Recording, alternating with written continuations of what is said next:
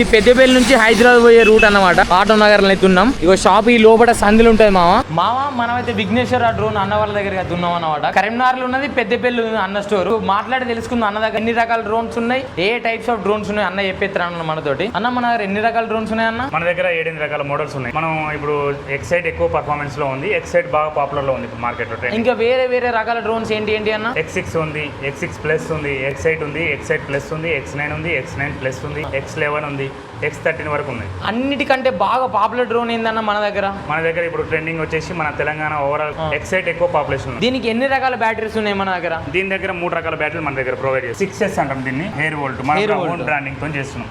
ఎయిర్విన్ కంపెనీతో tie up అయి మనం మన బ్రాండింగ్ చేయించాం. ఈ 22,000 mAh 22,000 mAh 6S బ్యాటరీ అన్నమాట.